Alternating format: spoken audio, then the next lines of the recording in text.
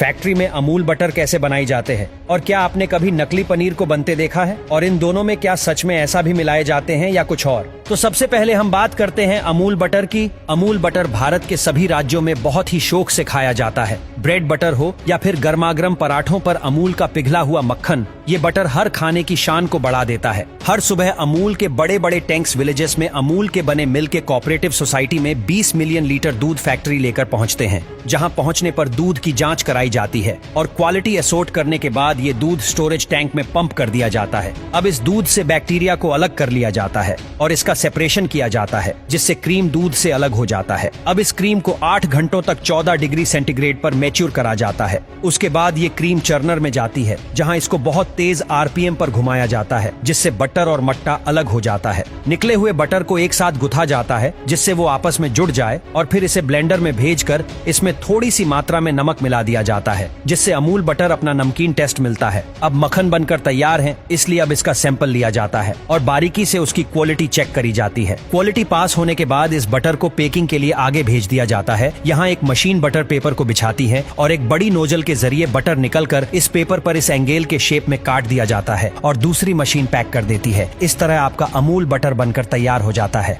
तो अब बात करते हैं नकली पनीर की। दोस्तों, नकली पनीर को बनाने के लिए मिलावटखोर कई तरह के तरीके अपनाते हैं।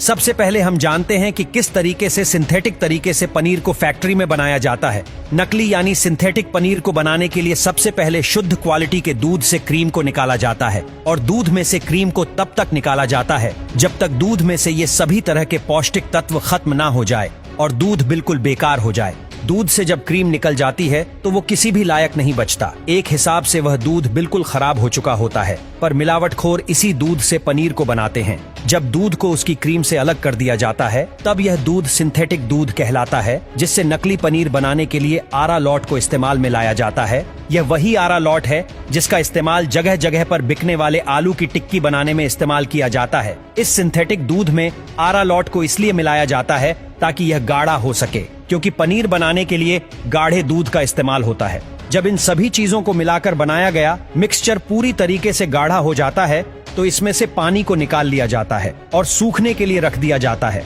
सूखने के बाद नकली पनीर बनकर तैयार हो चुका है, जो देखने में बिल्कुल असली जैसा लगता है, लेकिन ये पनीर बिल्कुल भी असली नहीं है। इस तरह के पनीर को खाकर एक तो लोगों को कोई प्रोटीन मिलता नहीं है, उल्टा इस पनीर को खाकर लोगों को कई बीमारियां भी हो जाती है। नकली पनीर को बनाने का एक यही तरीका नहीं है, बल्कि नकली पनीर को बनाने के लिए एक बहुत ही खतरनाक तरीका भी इस्तेमाल किया जाता है, जिसमें नकली पनीर का काला धंधा करने वाले लोग दूध में से क्रीम निकाल लेते हैं। क्रीम से अलग हुआ दूध बिल्कुल पानी होता है, जिससे दूध से बनने वाले किसी भी चीज को नहीं बनाया जा सकता, लेकिन यह मिलावटखोर लोग इसी पानी की तरह दिखने वाले दूध को पनीर बनाने में इस्तेमाल करेंगे।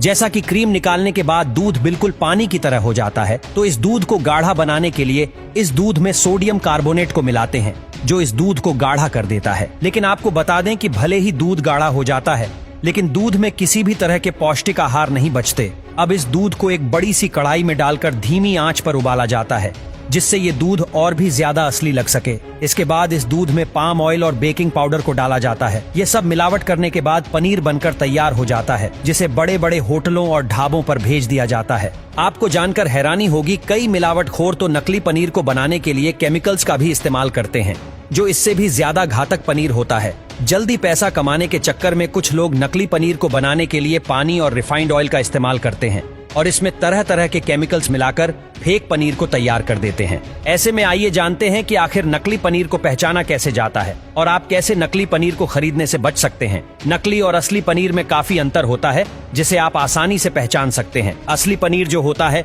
वो काफी ज्यादा सफेद और खुशबूदार होता है। साथ ही साथ असली पनीर बहुत ही ज्यादा मुलायम होता है। असली पनीर में बिल्कुल दूध की तरह खुशबू आती है, लेकिन नकली पनीर में ऐसा कुछ भी नहीं होता है। जो नकली पनीर होता है वो ना ही असली पनीर की तरह मुलायम और खुशबूदार होता है और ना ही उसका कलर बिल्कुल दूध की तरह सफेद होता है। नकली पनीर या तो बहुत ही ज्यादा स्ट्रेसी होते हैं या फिर उंगली से रगड़ने पर वह दाने दाने में टूट जाते हैं।